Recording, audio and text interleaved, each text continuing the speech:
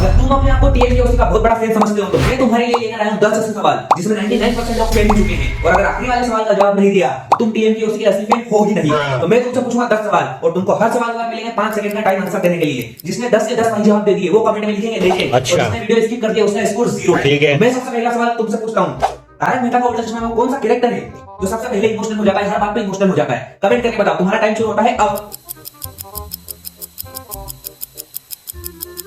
बता दिया?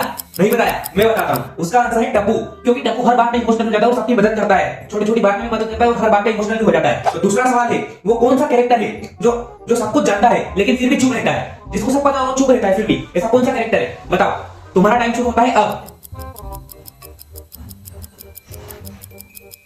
नहीं बता पा रहे हो? मैं बताता हूँ। इसका सही आंसर है अब्दुल, क्योंकि अब्दुल को सोसाइटी की सारी जानकारी होती है लेकिन वो किसी के बीच में झगड़ा नहीं करवाता, इसलिए अब्दुल को सबकी जानकारी होती है लेकिन वो किसी को कुछ बताता नहीं है। तुम्हारे लिए तीसरा सवाल है, वो कौन सा कैरेक्टर है जो सबसे ज्यादा चिल्लाता है लेकिन असली फाइट कभी नहीं करता है? बताओ बताओ। असली फाइट होना बताओ कमेंट करके। नहीं बता पा रहे हो? मैं बताता हूँ। उसका सही आंसर है जेठालाल, क्योंकि जेठालाल हर बार चिल्ला देता है, कुछ भी मतलब सब कुछ कर लेता है लेकिन वो असली फाइट कभी नहीं करता है। तो तुम्हारे लिए चौथा सवाल है, वो कौन सा कैरेक्टर है जो हमेशा सही होता है लेकिन उसको कोई सही मानता नहीं है? हमेशा सही होता है लेकिन उसको कोई सही मानता नहीं है। बताओ कमेंट करके।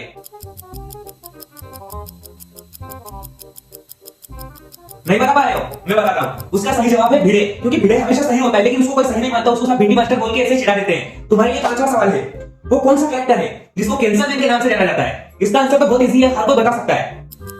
बता दिया? अगर नहीं बता पा रहे हो तो इसका आंसर है पोपटलाल, क्योंकि वो हर बार में कैंसर करता है, उसको कैंसर मैन के नाम से जाना जाता है। अगर तुम अभी तक वीडियो के अंदर बने हुए हो तो वीडियो को लाइक और चैनल को सब्सक्राइब जरूर कर देना। तुम्हारे लिए छठा सवाल है, गाइस बहुत हार्ड तो नहीं आ रहे हैं ना? तुम्हारे लिए छठा सवाल है, वो कौन सा कैरेक्टर है जो सोसाइटी में सबसे कम बोलता है लेकिन सबसे ज्यादा पावर रखता है? बताओ। नहीं बता पा रहे हो?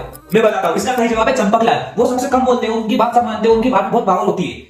तुम्हारे लिए सातवां सवाल, वो कौन सा कैरेक्टर है जो हर त्योहार पर सबसे ज्यादा जोश बताता है लेकिन प्लानिंग का टेंशन कभी नहीं लेता है? अगर तुम असली फैन हो तो मैंने जोश का नाम लिया, वहां से तुम पहचान जाओगे, और अगर आपने पहचान लिया तो कमेंट करके बताओ कि इसका जवाब क्या है।